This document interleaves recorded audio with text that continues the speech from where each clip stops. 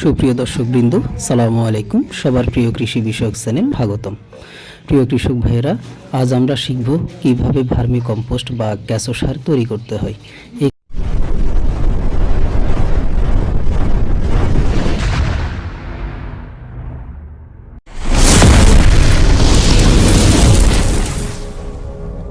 এই ক্ষেত্রে প্রথমে পানি জমে না এমন উঁচু স্থান নির্বাচন করে সেখানে সিমেন্টের একটি আস্তরণ দিতে হবে। সিমেন্টের আস্তরণের উপরে গোলাকার রিং এমনভাবে বসাতে হবে যাতে করে ফাঁকা না থাকে।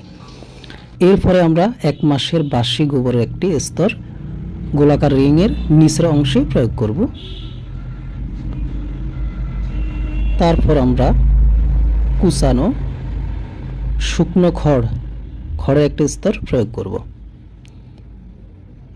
এরপর আমরা কুচানো কচুরিপানার একটি স্তর দেব। সেখানে কচুরিপানার স্তর দেওয়ার পর আমরা কুচি করা কলা গাছের একটি স্তর প্রয়োগ করব।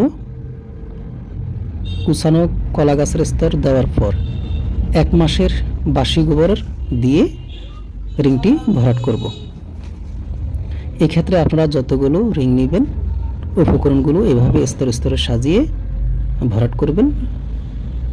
রিং ভরাট হয়ে যাওয়ার পর থাই কেঁচো প্রয়োগ করব। এভাবে ছড়িয়ে ছিটিয়ে দিতে হবে যাতে করে রিংয়ের সব জায়গায় সমানভাবে কেঁচোগুলো পৌঁছতে পারে।